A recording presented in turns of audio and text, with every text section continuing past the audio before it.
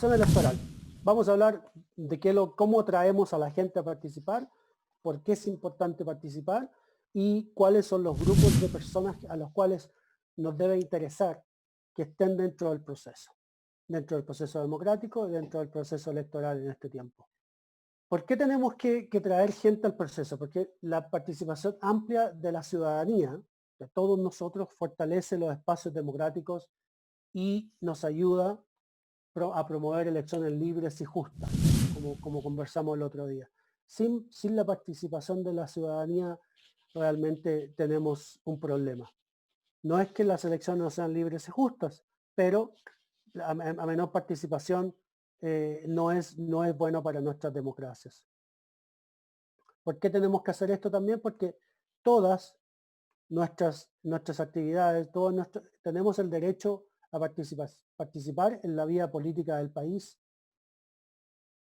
Y esto comprende el derecho a ser elegido, el derecho a participar, el derecho a ser electo, y así como participar a los puestos o acceder a los puestos de participación y de dirección que nos ayudan o nos conllevan a tomar decisiones en estas funciones públicas, como hablábamos anteriormente, que nosotros al elegir a un representante, él o ella nos representa en el Parlamento, o si nosotros somos los elegidos, nosotros vamos a estar representando a nuestros conciudadanos. El derecho, esto es algo importante, el derecho a la participación política se debe gozar y ejercer en igualdad de condiciones sin discriminación de ningún tipo. Esto implica que ninguna persona debe ser discriminada debido a su origen étnico, a su sexo, edad, orientación sexual, identidad de género, condición de discapacidad, opinión política o de otra índole, y de otra índole. También últimamente, a medida que está cambiando el mundo, uno de los temas importantes que se está tomando mucha fuerza en todo el mundo es la participación de lo que se dice LGBTI, que son los lesbianas, gays, bisexuales, transgénero y los de intersex. ¿Por qué está tomando una participación muy importante? Porque se veía que eran personas, eran ciudadanos, independientemente de cómo ellos se presentan al mundo, tenían que participar y por muchas razones estaban siendo discriminados y han habido esfuerzos, por lo menos los últimos 5 o 6 años, que han empezado muy despacito, muy bajo tierra, a salir de a poco, y ya esto es un tema que está en la palestra, que está en la mesa de conversación, en la mesa de discusión, en todas partes. Es un tema que obviamente no todo el mundo está de acuerdo, pero es un tema que se está viendo bastante en todas partes.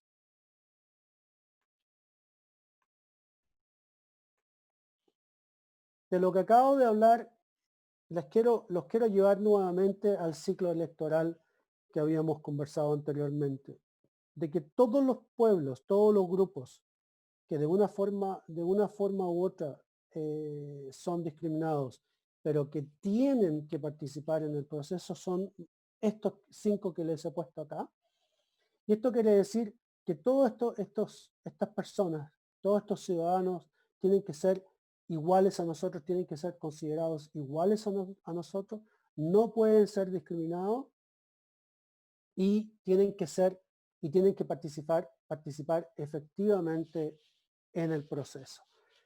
El solo hecho, por ejemplo, en cuanto a los jóvenes, por lo que yo entiendo, la mayoría o todos los participantes de este curso son menores de 40 años, la Fundación Jubileo está haciendo un esfuerzo enorme para poder trabajar con ustedes, para poder educarlos, para que ustedes sean actores principales, actores importantes en el proceso democrático de Bolivia. De una forma u otra, los jóvenes que por alguna razón u otra han sido discriminados hasta el día de hoy, están con ustedes eliminando esa discriminación al poder ustedes ser capacitados y van a tener un rol importante en la sociedad. Lo mismo tendríamos que hacer con los pueblos indígenas, con las mujeres, las personas LGBTI y las personas con discapacidad. Esto es importante saberlo y entenderlo porque cuando hacemos un proyecto de educación cívica, especialmente un proyecto de educación cívica electoral, todos nuestros mensajes tienen que ser a un grupo específico un grupo específico de estos 5.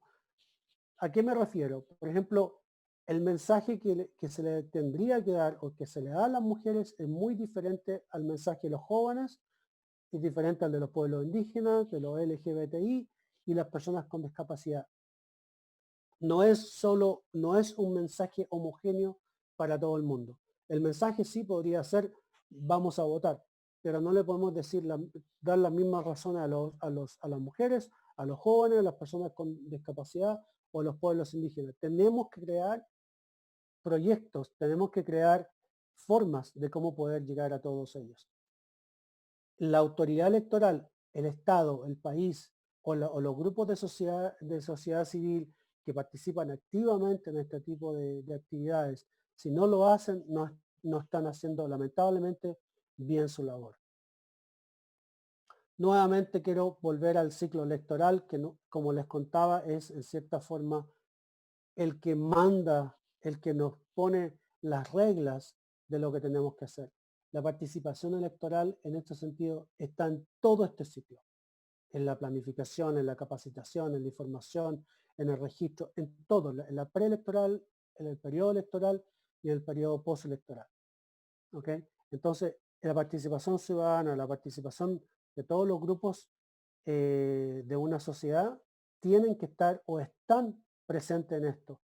Y también para decirle a ustedes de que si en algún momento alguno de ustedes quiere enfocarse específicamente en un tema del ciclo electoral, me gustaría sugerirles que deberían tomar la participación electoral de todos los grupos dentro de este paraguas y hagan planes, tengan discusiones sobre cómo poder llegar de una forma mejor. Por ejemplo, en la planificación. ¿Cómo planificamos a aquellos de ustedes que estuvieran, por ejemplo, interesados en el tema de las personas con discapacidad? Por ejemplo, ¿cómo planeamos para las próximas elecciones para que todo el proceso electoral, especialmente el día de la votación, pueda ser viable, pueda ser accesible para una persona, por ejemplo, con silla de ruedas? Que es lo que nos sucede en muchos países del mundo donde las elecciones se llevan a cabo en colegios o en entidades públicas y muchas veces ponen una mesa de votación en un segundo piso donde no hay un ascensor, solamente hay escaleras. Es algo tan simple que a mucha gente no se le ocurre, pero son cosas que tenemos que pensar. ¿Cómo nosotros, dentro de este ciclo electoral, no solamente nos preparamos por la parte legal, la parte logística, la parte financiera, sino que cómo incluimos a las personas en esto? Por eso nuevamente quería volver a, a hacer la conexión con el ciclo electoral que les he dado. Y entre paréntesis, todo lo que estaremos viendo más adelante tiene una relación muy fuerte ligada a este ciclo. Ok, hablemos de participación, y cuando hablemos de participación hablamos de dos cosas. No solamente de cuáles son los grupos que participan, de cómo es que estos grupos los llevamos al sistema, pero hablamos específicamente de números. ¿Qué tan alta, media o baja es la participación?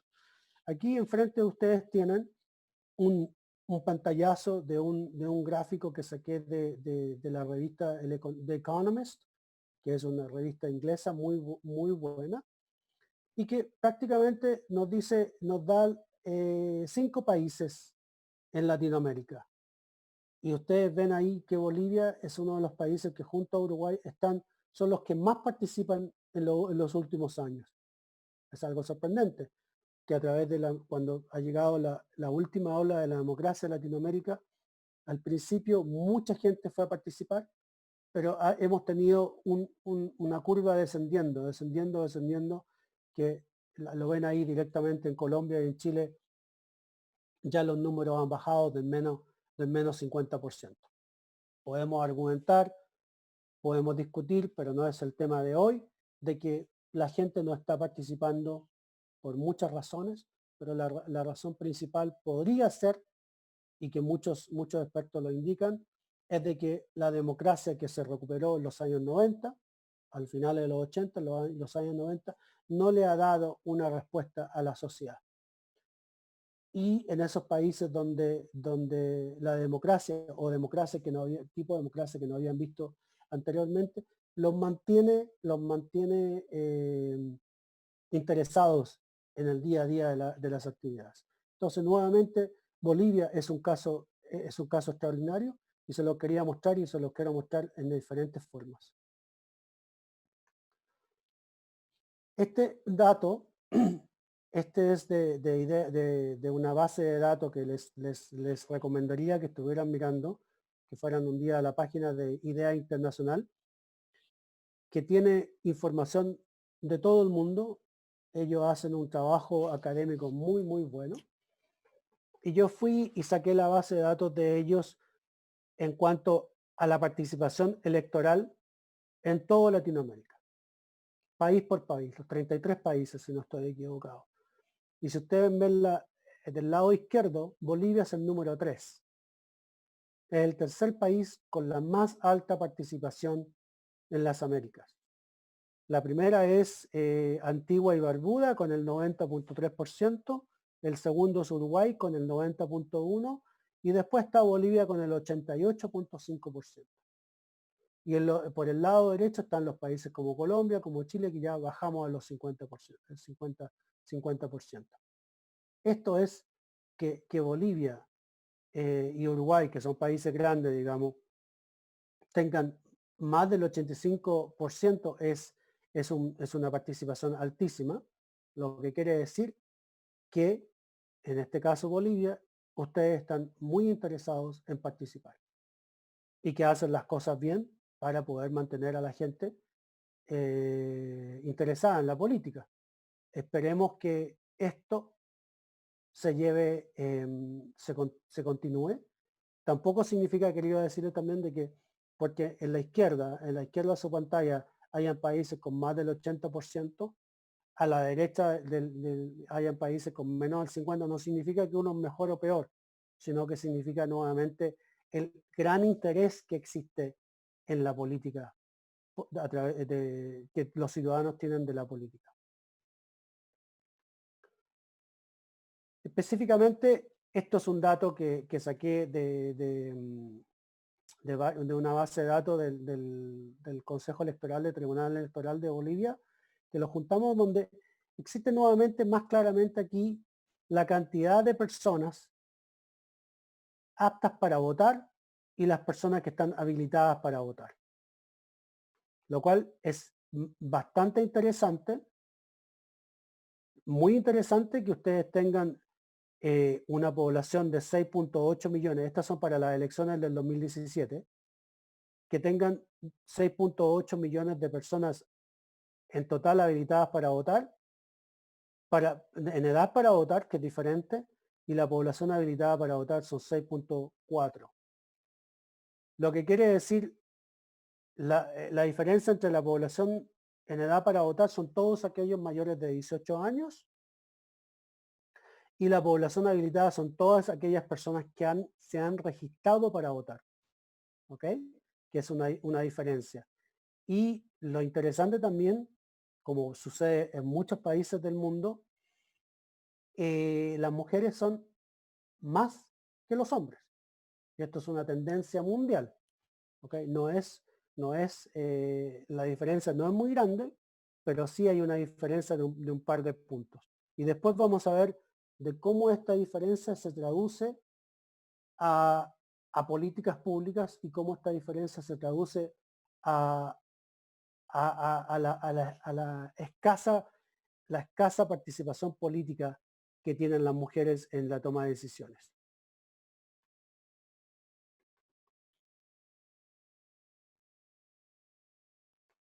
Ok, esto también es muy interesante, que lo encontré, y esto viene de Idea Internacional. Nuevamente, Idea Internacional hace un trabajo excelente, y esto es sobre la cantidad de participantes en una elección. Y tenía en Bolivia desde 1940 y algo, si no estoy equivocado, y lo cual me parece algo extraordinario. Yo les di la información que encontré del Consejo Electoral de Bolivia, de la Comisión Electoral de Bolivia, hasta el 2017, y encontré la información del 2019, donde dice que ustedes tuvieron un 88.31% de participación.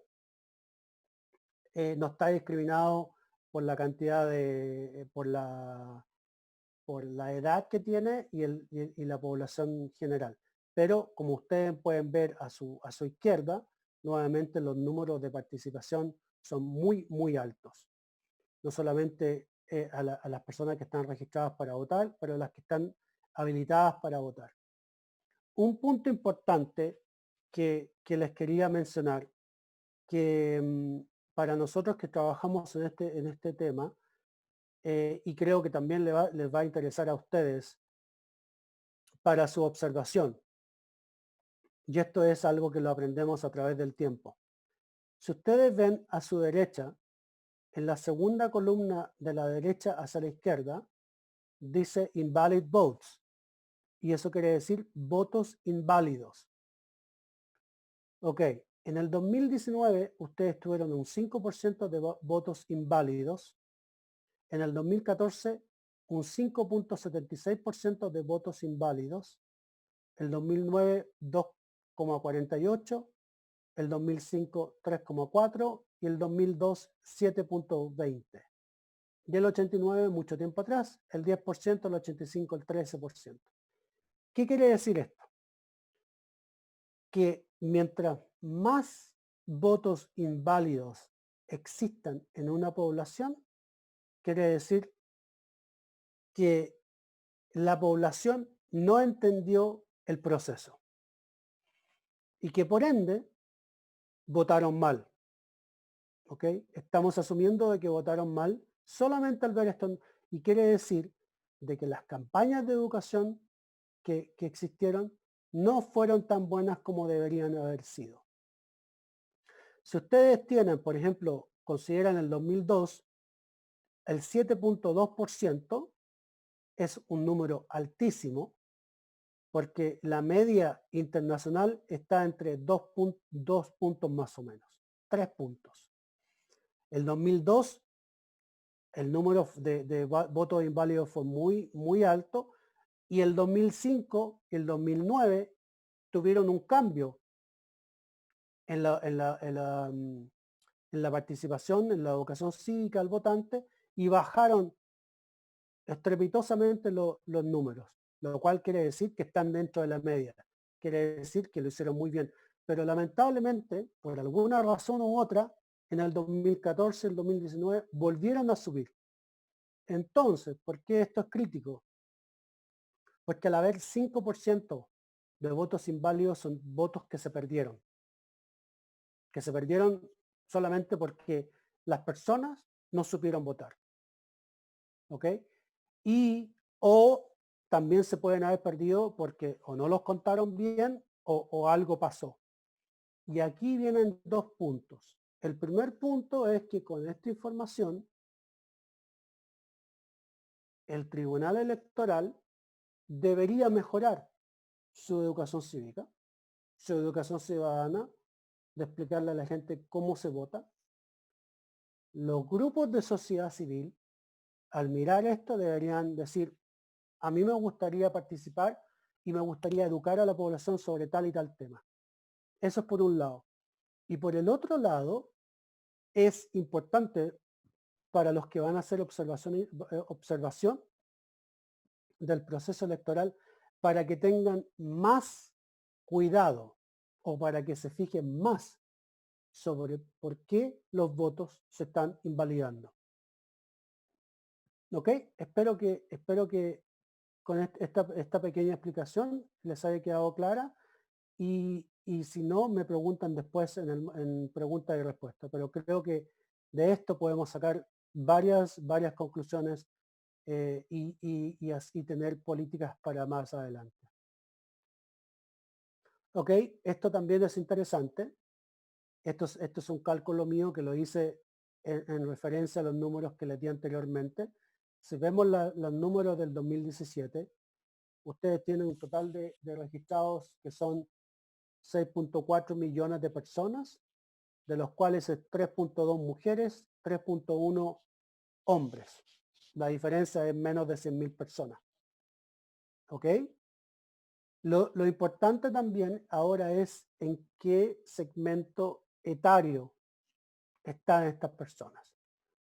De entre los 18, para el 2017 habían 357.000 votantes entre las edades 18 y 20.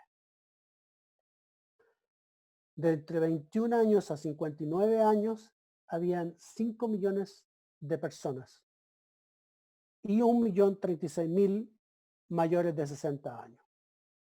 ¿Ok? Nuevamente, la mujer representa el 51% del padrón, los hombres representan el 48.8% del padrón, los jóvenes representan de 18 a 20 o nuevos votantes, representan un 5%, la mayoría de la población está entre el 21 y 59, que son el 78, casi el 80%, y los mayores el 16%.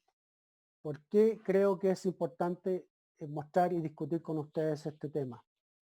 Porque de aquí es como nosotros sacamos políticas públicas para el mensaje, para distribuir nuestro mensaje, para canalizar nuestros mensajes.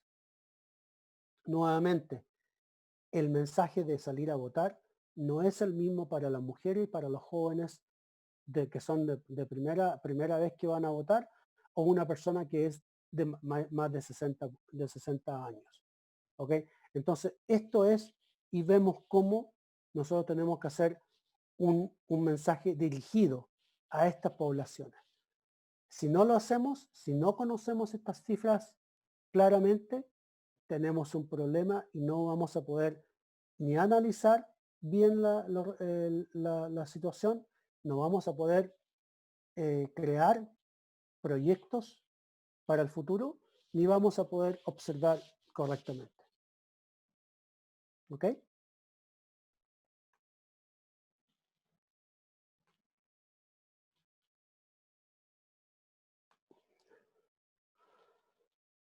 Las minorías ahora. Como sabemos, todas las minorías o cualquier país no es homogéneo. La mayoría de los países tienen minorías étnicas, lingüísticas y culturales muy bien definidas, ¿cierto?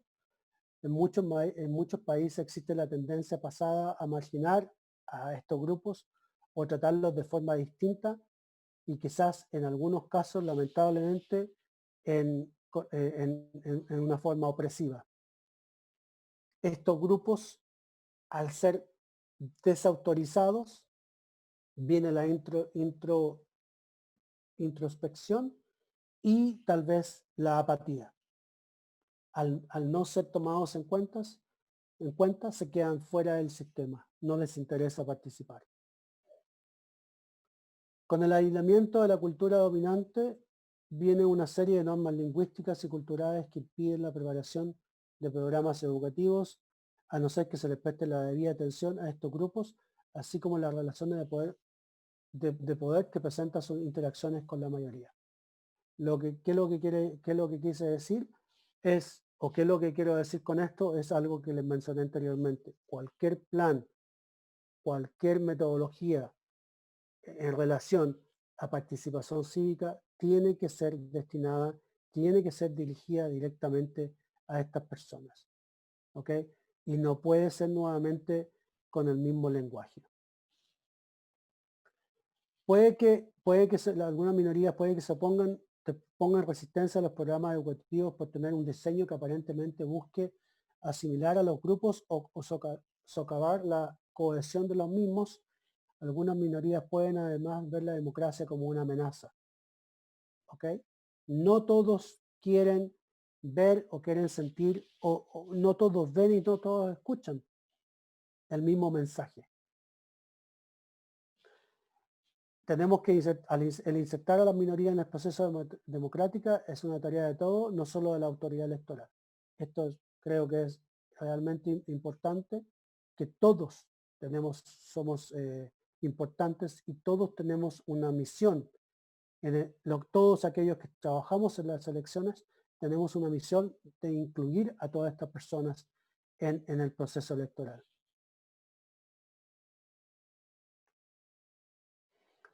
¿De quiénes estamos hablando? De las mujeres, de los pueblos originarios, discapacitados, de jóvenes, LGTBI y cualquier otro grupo de personas que pueda ser de una forma u otra discriminada. Pero para esta presentación vamos a hablar de esto solamente por ahora.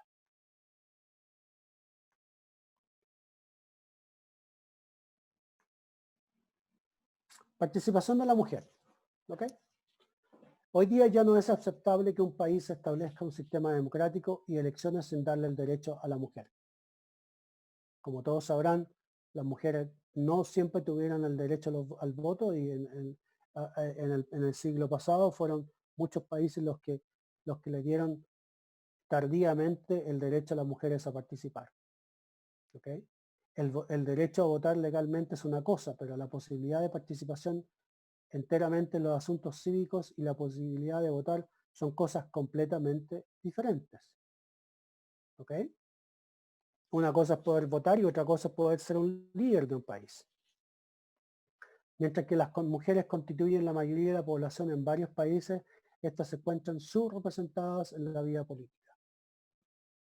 Bolivia es un caso aparte porque ustedes tienen una cuota, pero históricamente, mayoritariamente, en todo el mundo, las mujeres no son representadas en el poder ejecutivo, en el poder legislativo y en el poder judicial. Esos son puntos y temas que tenemos que trabajar todos para que el día de mañana todo esto cambie.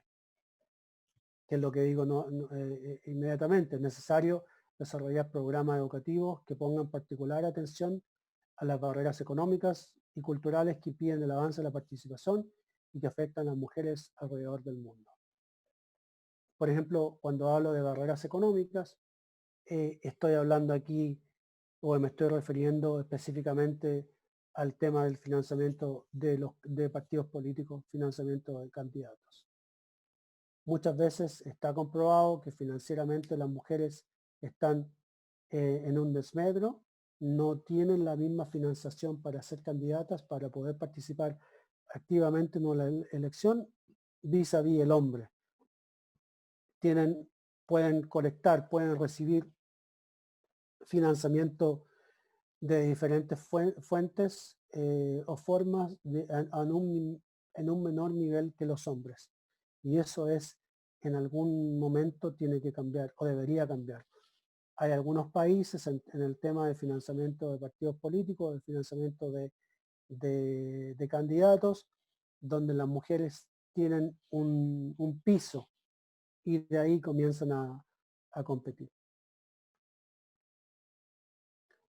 Participación de la mujer, y me quiero referir específicamente aquí a Bolivia. Bolivia tiene las cuotas de género más efectivas en la región, pero las barreras para el ingreso de las mujeres en la política aún permanecen. La cuota de género en Bolivia estipula paridad y alternancia, donde las mujeres deben constituir el 50% de las listas de los partidos a nivel nacional y los partidos deben alternar entre las mujeres y los hombres en su lista de candidatos. ¿Por qué se hace esto? Porque esta cuota garantiza que la mitad de los representantes elegidos sean mujeres. Sin embargo, la paridad no significa nuevamente necesariamente que las mujeres bolivianas tengan los mismos recursos, oportunidades o estilos o estímulos para postularse a un cargo en comparación con los hombres. ¿Ok? No todas las mujeres en proporción están interesadas en la política, en este caso específico. Existe una brecha de género significativa con respecto al nivel en que se alientan las mujeres a participar como candidatas. Según la encuesta 2019 del Barómetro de las Américas en Bolivia, el 28% de los hombres y el 16% de las mujeres fueron alentados a postularse a cargos públicos. Esta referencia podría explicar que parcialmente la brecha de género en la medida en que las personas consideran realmente postularse para un cargo. Los datos revelan que el 14.7% de los hombres bolivianos han considerado postularse para cargos públicos en comparación al 10% de las mujeres bolivianas. Entre paréntesis, la encuesta que hace el Barómetro de las Américas es muy bueno.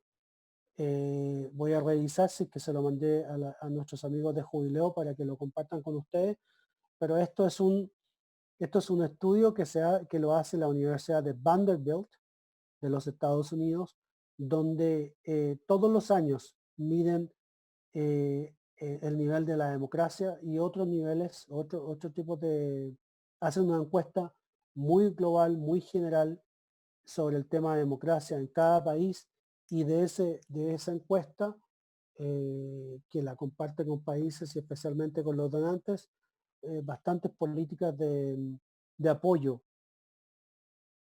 son generadas específicamente por el gobierno de los Estados Unidos. Así que si tienen algún tiempo, definitivamente les recomiendo altamente que le peguen una miradita a esto. Está en español también. Ok, esto es otro gráfico que encontré que se los quería mostrar rápidamente sobre la participación de las mujeres, y este es un gráfico que viene del Banco Mundial. ¿Okay? Este es un estudio que salió hace varios meses atrás sobre cómo el Banco Mundial estaba midiendo los objetivos del desarrollo que ellos tienen. Y esto es lo que quiere decir aquí, en pocas palabras, es cuál es la representación que tiene el hombre vis a vis la mujer en muchos países. Ustedes podrán ver acá abajo, en la última línea, está Latinoamérica y el Caribe, y lamentablemente, aunque estamos mejor que otras regiones, menos del 30% de las mujeres están participando participan activamente en la política o tienen un puesto en los congresos o en los parlamentos. ¿Ok? Yo creo que estos números tendrían que estar subiendo, pero toca muchísimo. Y lo que quiere decir aquí, que es lo que dice el título, que en la vida política los hombres están sobre representados a través de todas las regiones y a través de todas las regiones las mujeres ocupan menos del cuarto de los sitios de los asientos parlamentarios, lo cual es muy interesante, y el Banco Mundial, como les decía, lo está exponiendo para que ellos mismos desarrollen políticas para poder incrementar la participación de las mujeres en la vida legislativa de un país. Aquí les quise mostrar algo muy rápido sobre cuáles son algunas medidas de motivación al voto femenino. En Internet hay muchísimas muestras. La que me parece interesante a mí, la que está abajo, eso es Afganistán, donde una persona que está usando la burka completamente cubierta, pero está mostrando dos cosas. Muestra lo que se llama el Tazkira, que es su identificación su identificación nacional, su cédula, y no sé si alcanzan de ver que tiene el dedo manchado. Eso creo que es importante. Nuevamente en internet hay muchísimo material que ustedes pueden ver de medidas para incrementar la participación de las mujeres. Otro de los grupos que están muy discriminados, que ha sido discriminado a través de la historia hasta el día de hoy, lamentablemente son los pueblos originarios o los indígenas. En muchos países la población de pueblos originarios es importante, pero estos números no se traducen en una participación política activa. Como ustedes saben, hay muchos países donde la mayoría o una gran parte de la población viene de pueblos originarios, pero eso no se traduce a una representación efectiva. Claramente la población indígena no está representada en puestos clave en la sociedad a nivel ejecutivo, legislativo y judicial. ¿Okay? A nivel subnacional, esta falta de representatividad se hace más clara aún, donde los altos niveles de población original se contrasta con las autoridades, que es lo que quiere decir aquí, que al nivel de alcaldes, concejales, policías, todas las autoridades que hayan en un departamento, en una región, no siempre son representantes del mismo pueblo, muchas veces es el hombre blanco, la mujer blanca, la que tiene todas esas posiciones. Y en ese sentido, desde el punto de vista local, la baja representación es peor que al nivel nacional. Esta falta de presencia en la toma de decisiones es lamentablemente una consecuencia de la discriminación estructural existente en muchos países. No tengo que explicarles, creo, mucho a ustedes, pero es así, lamentable es así. ¿Qué podemos hacer para esto? ¿O qué existe? El artículo 1 de la Declaración de los Derechos Humanos establece que todos los seres humanos nacemos libres e iguales con dignidad y derechos. Lamentablemente la discriminación racial aún existe el día de hoy. Y hay varios instrumentos legales que garantizan los derechos de la minoría. Está la Declaración de las Naciones Unidas, la Declaración de Derechos Humanos, el Acuerdo sobre los Derechos Civiles y Políticos, está el Acuerdo Internacional Económico, Social y Cultural, y está la Declaración de Naciones Unidas sobre el derecho, los derechos de las gentes de los pueblos originarios. ¿Por qué es importante esto? Tenerlo y saberlo es porque esto es lo que nos da la base de cualquier trabajo futuro que tengamos que hacer. Nos da la base legal, nos da el Estado de Derecho para tener una propia gobernabilidad en cuanto a implementar medidas políticas a diferentes niveles para disminuir la brecha entre los que tienen los pueblos originarios y los demás grupos de la población. También esto nos sirve cuando hacemos educación cívica, nos importa y nos tiene que interesar que podemos utilizar lenguaje por lo menos de Naciones Unidas y de la Declaración Universal de Derechos Humanos para cuando hagamos una campaña explicarles a la población en sí de que los derechos están, valga la redundancia, declarados en instrumentos políticos y legales a nivel internacional. Con este cuadro quiero hablar un poquitito sobre el tema de la inclusión de las personas de los pueblos originarios y sus derechos. Este es un mapa que la fuente es la OEA, de un documento que ellos tienen sobre pueblos originarios y afrodescendientes, que el tema afrodescendiente no es un tema, digamos, en Bolivia, pero sí es en el Ecuador, en Colombia, en Venezuela y en parte del Caribe. Donde quiere decir que los pueblos originarios y los afrodescendientes, en este sentido, tienen un derecho. Y el derecho es como votantes, como candidatos y que tienen un derecho para participar en la organización electoral. ¿Ok? Y que si estas personas o estos, los pueblos originarios o los afrodescendientes específicamente, están participando como votantes, como candidatos en la organización electoral, se la están en cierta forma tomando en cuenta, no solamente como personas, sino que como individuos ciudadanos de un país. Lo mismo quiere decir aquí como votantes. Ellos tienen un derecho a participar como votantes. ¿Y qué significa esa participación como votantes?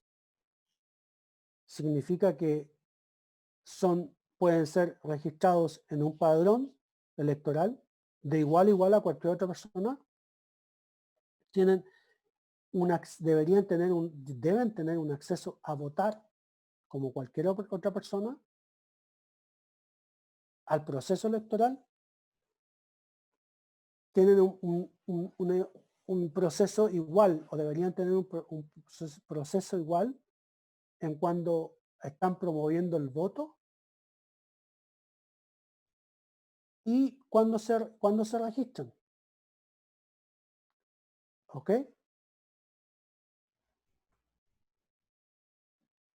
Lo mismo quiere decir cuando son candidatos. ¿Cuáles son los derechos que tienen? ¿O cuáles son los indicadores de la participación de estas personas como candidatas? Igualdad al registrarse como candidato, igualdad en creando y registrando un partido político, igualdad en cuanto al financiamiento de los partidos políticos o al sistema de financiamiento de partidos políticos. Necesitan tener igualdad en el acceso a la prensa, a la media, a la prensa.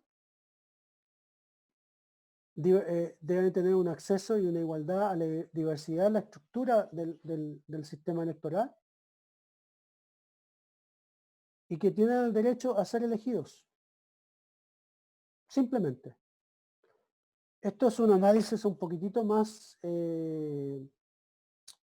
específico sobre a los indicadores de participación, que tal vez en algún momento estos indicadores son utilizados en las observaciones internacionales y lo hizo la OEA en el 2015 y creo que se está utilizando bastante. Nuevamente, esto nos ayuda, todo este tipo de indicadores nos ayuda a las personas que observan, les ayuda para saber en el momento de escribir su informe final en cuanto a la calidad de la elección que han observado. No es solamente ir a observar temas técnicos, esto que lo otro, sino que queremos medir cuál es la calidad en algún momento de la elección. Aquí les quise mostrar un par de fotos de diferentes lugares sobre pueblos originarios y cómo participan ellos. Tenemos de los originarios de pueblos originarios de Estados Unidos. En el centro de arriba tenemos una elección de los pueblos originarios en Papua Nueva Guinea, en el Pacífico. Tenemos dos jóvenes con algo con una persona con un sticker en su boca que está llamando a votar, que es un joven en África.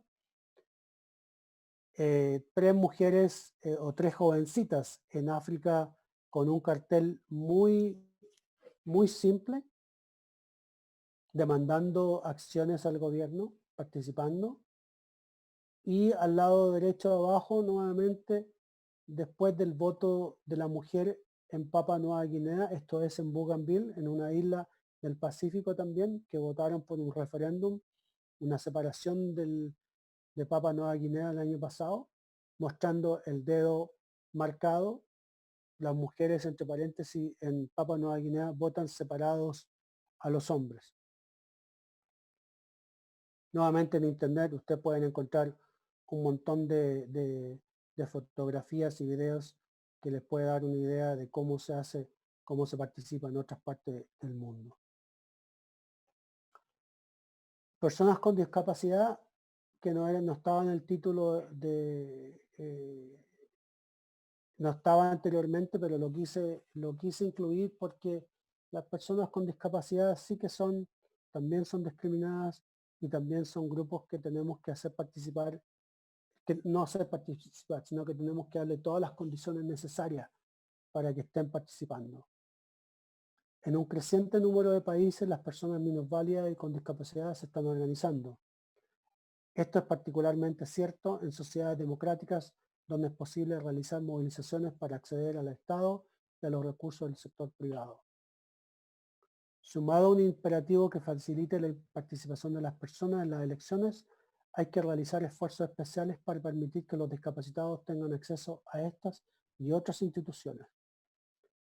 La sensibilidad estructural y de la infraestructura, el desarrollo de métodos para votar y el acceso a los sitios de votación, así como la capacitación y educación de funcionarios y personas sanas física y mentalmente, es esencial. Las personas con discapacidad no pueden ser personas invisibles nuevamente y tenemos que hacer que ellos participen. Y el último punto que puse acá era algo que les comenté anteriormente, es que como autoridades electorales, como participantes activos en una elección, tenemos que hacer todos los esfuerzos necesarios para que estas personas puedan participar en el día de la elección. Esto puede ser, los discapacitados pueden hacer, por ejemplo, tener rampas para los que tengan acceso, los que tienen silla de rueda, que tengan rampas para poder llegar al local de votación.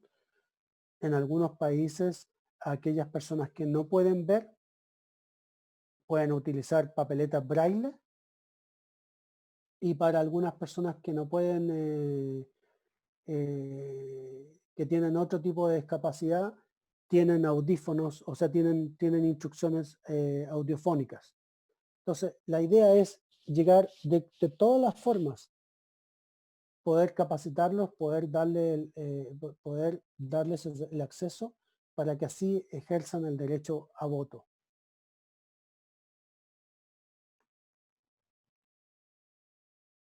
Nuevamente aquí hay 5 fotografías de actividades para personas con discapacidad. Como podrán ver, hay 2 personas que son en cierta forma la persona que está a la izquierda en silla de rueda, la están llevando. El señor que está a la derecha es una persona ciega que está ayudado de un bastón, que lo está ayudando una persona que usualmente debería ser un familiar o una persona de confianza. Y interesante también que hay un policía o un guardia, que esa persona no debería estar ahí. ¿Ok? Jóvenes, ahora les voy a hablar a ustedes, porque son importantes. Todos somos importantes, pero los jóvenes creo que son lo más importante en este momento. Importante porque de acuerdo al Banco Mundial, 42 personas del 42 personas de las personas en el mundo son menores de 25 años. En cada elección hay nuevos votantes dentro de lo que encontramos a aquellos que llegan a la edad reglamentaria para sufragar, aquellos que cumplen los 18 años justo antes de las elecciones. Es importante saberlos también porque todo ciudadano que vote por primera vez en las elecciones probablemente tendrá menos información sobre sus derechos y sobre el funcionamiento del proceso. Estos votantes pueden encontrar particularmente burocráticos y quizá incluso intimidatorios algunos aspectos del proceso de registro y votación. ¿Ok? Los colegios deben impulsar la participación cívica a través de programas de educación al votante adicionales que hablen el idioma de los jóvenes de cada país en particular. Entonces aquí un resumen rápido de esto. Hay una gran cantidad de jóvenes importante. No todos tienen las mismas capacidades o no todos tienen la misma información para poder participar. A algunos se les hace difícil tener su cédula de identidad para poder participar, y para suplir esto tenemos que tener un lenguaje específico para los jóvenes, y ese lenguaje debería comenzar, de acuerdo a lo que lo que mucha gente piensa y a la cual yo estoy de acuerdo, de que eso debería comenzar en los colegios. No estoy seguro cómo es la educación, si es que existe educación cívica en los colegios en Bolivia, pero lamentablemente en muchas partes del mundo la educación cívica se pierde, y por ende la participación de los jóvenes, aunque son tal vez el mayor grupo que existe en el mundo que puedan participar en una elección, participan a niveles mucho menores. Si ustedes ven el tipo de personas o las edades de las personas que participan activamente en una elección en todo el mundo, ustedes van a ver que la mayoría de las personas son personas adultas, pero no adultas de 40 o 45, sino que más de 50 hasta de 60 años. La persona, mientras más edad tiene, más participa activamente en una elección, o es la persona que más va a votar, dicho de otra forma. Entonces, por eso necesitamos que los jóvenes siempre estén presentes en una elección. Aquí más o menos quise dar como algunas ideas, ¿no? Se deben crear y desarrollar programas de participación electoral para jóvenes directamente. Programas que los eduquen acerca de su papel como ciudadanos, que les muestren sus derechos y responsabilidades, cuál es la importancia de las elecciones, cómo tomar mejores decisiones y exigir que les rindan cuentas. Entre elecciones, aquellos quienes les consideran su voto. A quienes les consiguieron su voto. En otras palabras, lo que quiero decir aquí es el voto consciente. El saber claramente por qué participar. Y la gente que tome conciencia en cuanto por quién y cuándo votar. Al mismo tiempo, una vez que desarrollamos programas de participación, tenemos que tener claramente de que existen obstáculos que son relacionados con el proceso del registro. ¿Ok? Por ejemplo, los intentos de obtener documentos que los identifique, como la licencia a conducir, credenciales para votar, beneficios laborales y apoyos educativos, suelen provocar en los jóvenes un escepticismo respecto del Estado que se hace extensivo en las elecciones. ¿Qué quiere decir esto? Que no todos están en igualdad de condiciones para poder recibir estas identidades, estos documentos de identidad, y otros están siempre escépticos a por qué yo tengo que dar mi información para poder hacer tal cosa. Obviamente, para poder votar, nosotros necesitamos ser identificados porque necesitamos ser reconocidos el día que vayamos a votar, y tenemos un proceso legal que seguir. Pero ese tipo de cosas no siempre los jóvenes lo entienden, y tenemos que redoblar nuestros esfuerzos para que ellos los entiendan y así puedan participar libre y activamente. Aquí nuevamente hay un par les puse un par de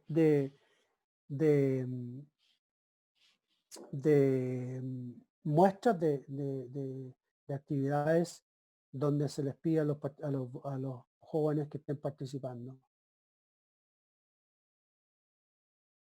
Y ahí estoy yo. Llegamos al final de mi presentación. Y ahora estaría feliz y contento de responder cualquier pregunta. Voy a ir leyendo aquellas que surgían mientras Pablo iba exponiendo. Una pregunta que surgió es respecto a la participación mayoritaria de Bolivia, respecto a que el voto en Bolivia es obligado. Eh, Quisiera saber si los datos que se tienen en otros países donde el voto es obligatorio corresponden a esta subida de participación en estos procesos electorales. Sí, por supuesto. Ese es un muy buen punto. Pero así, volvía a esto, ustedes tienen el voto, a la derecha dice el voto obligatorio y el 88%. Obviamente que si el voto es obligatorio, obviamente el número es importante, pero hay lugares en el mundo donde el voto es obligatorio y la cantidad de personas votando es muy baja. En el caso de Chile, el voto hasta hace 6 años, si no estoy equivocado, era obligatorio, pero la gente básicamente no participaba. No participaba por muchas razones. Y las medidas que tenía el Estado o las medidas que tenía la Comisión Electoral, que se llama CERVEL aquí, el Servicio Electoral, no los buscaba, perdón, si uno no votaba, tenía una multa y esa multa se tenía que pagar. Pero las personas no votaban, la boleta de multa no les llegaba a sus casas, entonces al final del día era un tema mudo, si se puede decir de esa forma, donde no había relación a la obligatoriedad de votar y la participación. Eh, existen esos dos casos extremos, donde los obligan a votar, como en Bolivia, y la participación es alta, y hay lugares donde también los obligan a votar, la participación es baja, y viceversa. Hay lugares donde la obligación no es obligatoria, pero sí tienen una participación muy alta. O sea, hay distintas medias, que sube y baja y sube. No sé si me explico. Perfecto, Pablo. Gracias. Eh, bueno, los comentarios que hay en el grupo de chat hablan de las sanciones que existen en Bolivia, que no solamente son de multas, sino que existen sanciones como no poderte inscribir a la universidad, según lo que dice el texto, o sanciones como no trámite bancario. En tu experiencia, ¿este tipo de sanciones se dan en otros países o solamente hay una económica para los que no hayan votado? Hay muchos países que tienen sanciones.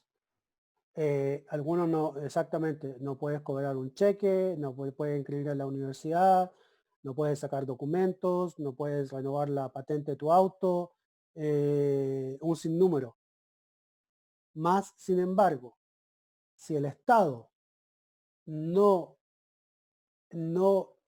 hace efectivas esas sanciones, no ocurre nada. En la medida, nuevamente, dicho de otra forma, en la medida que el Estado haga efectiva todas las sanciones, la gente sí va a participar. En la medida que no lo haga, la gente no va a participar y no les sirve. Perfecto. Hay un comentario. En Bolivia, en las elecciones anteriores, los pueblos indígenas y otras regiones de la nación son controlados por un partido político y el voto es controlado y direccionado por miembros de ese partido político. ¿Qué tipo de mecanismos se puede implementar para que se respete el voto de los sectores más discriminados de la población? Bueno, buena pregunta, más sin embargo, sin haber estado ahí en las últimas elecciones, tengo un problema de tipo profesional con la palabra controlado. Por lo que yo he visto en mi experiencia, que empezó en 95 trabajando en elecciones, a nadie lo controla en el día del voto. En todas partes que las cuales yo he observado y he trabajado en más de 60 países en el mundo, y creo que si ustedes se fijan lo que sucede en vuestro país, en el momento que una persona está sola, él o ella, en la sala oscura, digamos, o en la parte donde vota, ese voto solamente él o ella saben cómo votó. Dentro de los votos inválidos están los votos nulos. Si es así, es una expresión del descontento con el sistema y a continuación también se dice, pero en los votos inválidos tal vez también está inmerso el voto rechazo, que no quieren figurar en el voto nulo. No es un tema de educación ciudadana. ¿Cómo se contabilizarán los votos inválidos o los nulos y cómo genera el sistema democrático una respuesta a eso? Tiene toda la razón, pero el punto es, definitivamente una persona está rechazando su voto, tiene todo el derecho para rechazar el voto, ya que en cierta forma, como sabemos, en Bolivia lo están obligando a ir a votar. Sino que lo que sería interesante, dos cosas, y esto es para tener análisis más intensos, más específicos. Deberíamos saber de los inválidos cuál fue la razón de la invalidación de los votos. Y ahí podríamos tener a los votos nulos, ¿cierto? Como lo está diciendo la persona que hace la pregunta. Y después ver cómo es que este voto o por qué, cómo es que este voto lo hemos considerado nulo. Si lo hemos considerado nulo porque la persona marcó una figura o puso una grosería o puso algo que no tiene nada que ver con la elección, o si al marcar la papeleta, esta persona en vez de marcar con una X, marcó con un triángulo, digamos, o se salió de sus casillas. Todo ese tipo de análisis lo tenemos que hacer. Y por eso nuevamente digo que no estoy diciendo que tiene validez o no tiene validez. Lo que yo digo que es importante y que tenemos que saber por qué se invalida el voto. Por un lado, para poder tener mejores programas de educación cívica. Y por el otro lado, también saber qué porcentaje es de rechazo.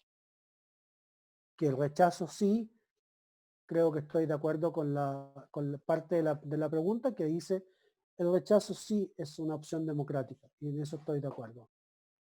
El punto es que habría que tener un análisis más fino a este 5%, por ejemplo, de votos inválidos del 2019. ¿Qué pasará con las personas de la tercera edad que son susceptibles a la pandemia? ¿Están obligados a participar en una elección?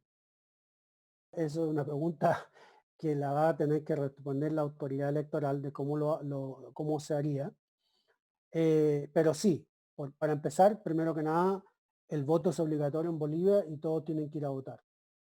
Ahora, como conversamos anteriormente en la presentación anterior, de que habían países que hicieron alguna, incluso creo que hubo, si no estoy equivocado, hubo una pregunta o un comentario sobre cambiar el horario de las elecciones para que las personas mayores pudieran ir, si no estoy equivocado, de 8 a 10 de la mañana, indicó esta persona. Entonces, es interesante y es un tema que sí se requiere discusión y análisis de la autoridad electoral. Y aquí creo que serían buenas recomendaciones de la sociedad civil, de los partidos políticos, de líderes sociales, en el cual le dejen saber a la autoridad electoral de cuál sería una solución para este tema específico. Pero es una pregunta interesante, es una pregunta importante, que sí hay que buscarle una solución. Bien, Pablo, hay una pregunta que dice, ¿a qué hace referencia con normas lingüísticas dominantes que impiden la preparación de programas educativos? Básicamente lo que me refiero, por ejemplo, a que en un país donde hayan 3, 4, 5 idiomas y, y que todo se haga solamente en un lenguaje que sea el lenguaje dominante del país. Por ejemplo, hay un país, por ejemplo, voy a dar un ejemplo a un país que trabajé la última, en Afganistán. En Afganistán tienen cuatro idiomas legalmente, y después tienen varios dialectos más. Pero uno, el Dari, es el que el más del 60% de la población lo habla, específicamente la población educada. Y si la Comisión Electoral de Afganistán hiciera toda la campaña educativa en Dari, estaría dejando al 40% de la población afuera. Entonces, le hicieron una campaña de educación cívica al 60% en Dari, al 30% Pashto, al 6% Uzbek y al tanto por ciento que es una mezcla media parecida al chino, que no me acuerdo específicamente el día de hoy. A eso es lo que me estoy refiriendo. Que la comisión electoral, la autoridad electoral, tiene que ser sensible a todos los idiomas que existen en un país y hacer campañas de educación cívica al votante en todo o en la mayoría de los idiomas que se hablan en el país. A eso me refería. Hay un grupo de preguntas, te las voy a leer tal cual están escritas, pero tienen que ver con el mismo enfoque o sobre la misma preocupación. Sobre temas de cuotas de género, ¿podría profundizar algunos aspectos sobre paridad horizontal y vertical? Sobre el mismo tema de género, ¿hay algún modo de influenciar desde el órgano rector electoral contra el acoso y la violencia política? Y finalmente, ¿a partir de qué edad sería importante trabajar los programas educativos para la participación efectiva de la mujer en la democracia participativa y representativa? No, gracias por la pregunta. Voy a pasar por atrás hacia adelante. Yo creo que mientras más trabajemos, mientras más temprano edad se comienza a trabajar con niñas, es mucho mejor para poder alcanzar la paridad. ¿A qué me refiero? A que las niñas desde chicas, desde la educación básica que se dice en algunos, se define en muchos países, desde el momento que entran al colegio o las escuelas, se ven de que están igual al hombre o a los niños, de ahí es como empieza a cambiar una población. Tenemos que mostrarles cuáles son tenemos que desde temprana edad tenemos que decirles que son iguales a los niños, y después tal vez a partir de los 10 y 11 años es importante comenzar una educación cívica un poco más eh, comprometida con las niñas, para que una vez que cumplan los 18 años pueda hacer su participación efectiva. Y ahí en más aumentar la información al votante desde el punto de vista de la mujer. Es sabido que mientras más pequeños, mientras antes los pequeños comiencen a conocer de un tema, es mejor hacia su futuro. Y lo interesante también aquí, en ese sentido, en cuanto a la edad, de que no sé si usted, no me acuerdo si en Bolivia lo hacen, pero en muchos países hacen voto infantil, ¿ok? De que el día de la elección los chicos también tienen su elección. Y los chicos empiezan a aprender sobre el proceso electoral antes de cómo votar, cuál es una papeleta, cuáles son los candidatos. Y eso es importante porque especialmente en las sociedades menos desarrolladas, el niño que va a la escuela, que es preparado, les puede enseñar a sus padres, a sus tíos o a sus abuelos que son analfabetos, por ejemplo.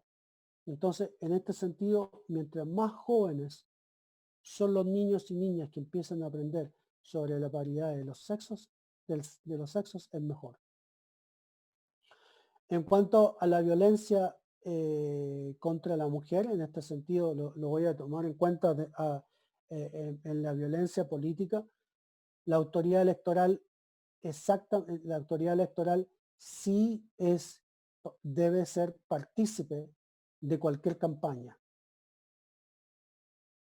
Hay proyectos en el mundo importantes sobre la violencia contra la mujer desde el punto de vista político. La violencia política, entre paréntesis, es algo real, es algo que sucede en muchas partes del mundo y hay proyectos muy grandes que están trabajando en esto, donde gente es lamentablemente asesinada solamente por ser un candidato opositor. Y eso sucede bastante antes de las elecciones. Y hay dentro de esa violencia política existe violencia hacia la mujer. En muchas partes del mundo existen procesos activos de donde las autoridades electorales toman el liderazgo en este tema. Así que definitivamente, si estamos hablando del tema de Bolivia, la autoridad electoral debe ser partícipe, tal vez uno de los mayores partícipes de cualquier campaña que se haga. Perfecto. Pablo, hay una pregunta. ¿Usted cree que una baja participación provocaría una baja legitimidad en cuanto a gobernanza? ¿Hasta qué porcentaje, según su criterio, debería existir de participación para cuidar la legitimidad? Pero nuevamente, yo no creo que, desde mi punto de vista, ¿ok? Puede haber gente, obviamente, que esté en desacuerdo conmigo, pero desde el punto de vista técnico de una elección, la legitimidad de las elecciones no las da cuántas personas participan. La legitimidad para mí la da el proceso, la legitimidad para mí la da si una elección es libre, justa, si todos los controles, si todas las medidas del caso, si los procesos se llevaron correctamente, se llevaron a tiempo, si hubo transparencia, si no hubo corrupción, eso para mí da la legitimidad. Si la población decidió no participar, que entre paréntesis también es un derecho, si el voto no es obligatorio y la persona no participa, también está en su derecho a no participar, pero la legitimidad para mí personalmente no la da la cantidad de personas que participaron. Por ejemplo, le doy un dato. El presidente Clinton fue elegido la primera vez en el 92 con más o menos el 21% de los votos. ¿Qué es lo que quiere decir esto? Que menos el 48% de la población total participó. Y la mayoría de los votos fueron entre el presidente Bush, hijo, y el presidente Clinton. No, perdón, el presidente Bush padre y el presidente Clinton. Pero eso no significó que el gobierno del presidente Clinton, que duró 8 años y que hizo cambios muy importantes en la política, en la economía, en la sociedad de los Estados Unidos, significó que era ilegítimo. Mucha gente decidió quedarse en la casa. ¿Se considera grupo minoritario a las personas contagiadas con el COVID-19? Primera parte de la pregunta. ¿Y qué mecanismo se utilizaría para que los mismos puedan ejercer su derecho, si existe alguna experiencia? Muy buena pregunta. Y esta persona que hizo la pregunta captó inmediatamente el punto. Obviamente, en este caso podríamos argumentar, como lo está haciendo él o ella, de que la gente que está infectada con COVID el día de hoy, o contagiada más que nada, y que no pudiera ir a una elección, es una minoría. Y dentro de esa minoría podría ser de que sea discriminada porque el día que haya elección, él o ella va a ser tal vez puesto al lado, no, la gente no va a querer estar con él, o ella, o la gente la va a querer sacar del lugar de votación hasta que lo otro. Así que creo que el análisis que está haciendo él o ella es casi perfecto, en el sentido de decir, aquí hay un grupo de personas en el cual tenemos que fijarnos. Y aquí hay un grupo de personas del cual tenemos que darle una solución para que ellos participen. ¿Ok? Entonces, ya que los hemos definido como un grupo posiblemente discriminado, ahora la solución es cómo los hacemos participar. Entonces, podemos hacer lo que han hecho algunos países, los que están en relativa, en confinamiento en sus casas, podemos acercarle las urnas a sus casas, digamos, donde para poder hacer eso tendríamos que eh, tendríamos que preparar un padrón específico para estas personas. De una forma u otra tendríamos que buscar la forma de que estas personas se comuniquen con la autoridad electoral diciéndole, mire, yo tengo COVID, quiero participar el día de la elección y vivo en tal y tal parte. ¿Ok? La comisión electoral o la autoridad electoral en este caso tendría que buscar la forma de cómo llevarle la urna a su casa. Si esta persona está, si hay otras personas que también están en el hospital, y si están en el hospital eh, sin los, ¿cómo se dice?, las máquinas respiratorias y todo eso, también se les podría acercar la urna, o aquellas personas también, una tercera opción podría ser de que la autoridad electoral separara o pusiera o implementara, ¿cómo se dice?, centros de votación específicos para gente con COVID, donde pudieran ir ahí las personas que están contagiadas a, hacer el derecho a su voto, pero eso tendría una logística bien grande en cuanto al tema sanitario. Pero perfectamente, o sea, estoy dando ideas en el momento ahora mismo, pero que habrían que conversarla, habrían que discutirla, habría que ver si es que existe la capacidad operativa, logística, financiera para que esto se realizara. Pero quiero darle las gracias a la persona que hizo esta pregunta porque captó inmediatamente el tema de la minoría y básicamente definió un grupo que creo que tenemos que estar pensando en ellos. ¿A qué edad es apto poder votar y ser electo? Ya que en Bolivia a los 18 pueden votar, pero son sujetos procesales, es decir, pueden entrar a juicios, etcétera, a partir de los 14 años. Sí, yo creo que también eso va, bueno la pregunta porque por el tema de las definiciones, o sea, eso es de acuerdo al país donde uno, de acuerdo al país, pero hay muchos países donde la edad para votar está entre los 16 y los 18. En muchos países ya los jóvenes se pueden casar a los 14, o como tú estás indicando que a los 14 ya pueden ser procesados. O en algunos países aquí como en Chile que de acuerdo al crimen algunos niños pueden ser procesados a los 11. Pero la mayoría en los países del mundo, nuevamente las personas pueden votar entre las 16 y los 18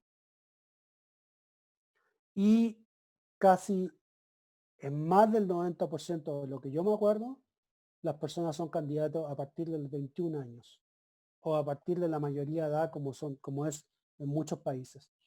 Entonces registrarse, votar entre 16 y 18 es la norma y ser candidato a partir de los 21.